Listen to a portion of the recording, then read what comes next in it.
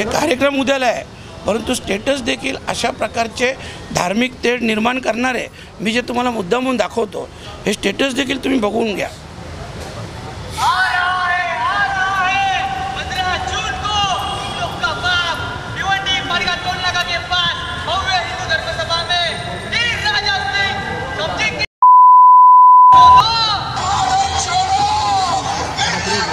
हे आपण पाहिलं असेल तर ह्या व्यक्तीवर देखील गुन्हा दाखल करण्याची मी त्वरित मागणी करणार आहे। कपिल पाटील फाउंडेशनने, सकल हिंदू समाज म्हणजे आम्ही सगळे आहोत, कपिल पाटील फाउंडेशनने एक कार्यक्रम ठेवलेला आहे।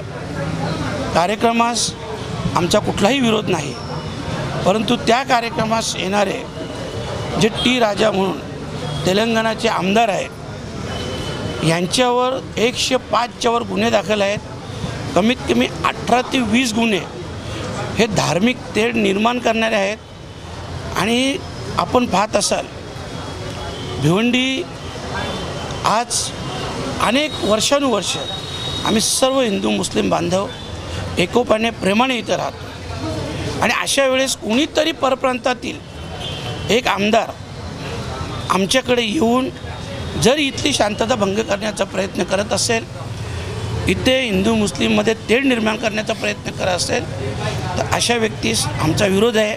मी देखील एक हिंदू आहे, त्याच्यामुळे त्या कार्यक्रमास मी देखील शुभेच्छा दिलेल्या आहेत, परंतु टी राजासारखी व्यक्ती ही आमच्या लोकसभा क्षेत्रामध्ये किंवा आमच्या भिवंडी तालुक्यात नको असा प्रकारचा आमचा ठाम विरोध आहे।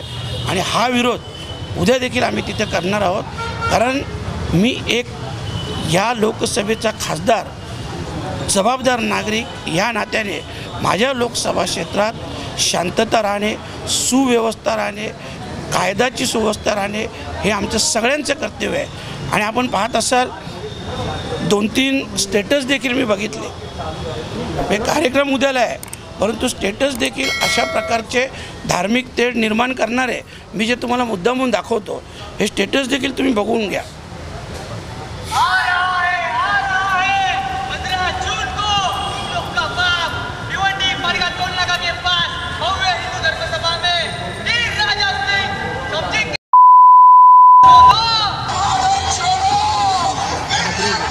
हे आपण पाहिलं असेल तर ह्या व्यक्तीवर देखील गुन्हा दाखल करण्याची मी त्वरित मागणी करणार आहे। आणि अशा प्रकारचं वातावरण जर इथं कोणी खराब करण्याचा प्रयत्न करेल तर त्याच्या विरोधात आम्ही कायम राहणार आहोत। इथं कुठल्याही जाती धर्माचा विषय नाही, इथं आमच्यातील जी एकता आहे, जे आमचे प्रेमाचे संबंध आहेत वर्षानुवर्षे कायम राहिले पाहिजे, कायदा सुव्यवस्था राहायला पाहिजे। आणि जर कोणी कायदा बघा, कपिल पाटील फाउंडेशननी 10 वर्षात, आपण पत्रकार बंधू आहात, अशा प्रकारचा कधी कार्यक्रम आयोजित केला 10 वर्षात?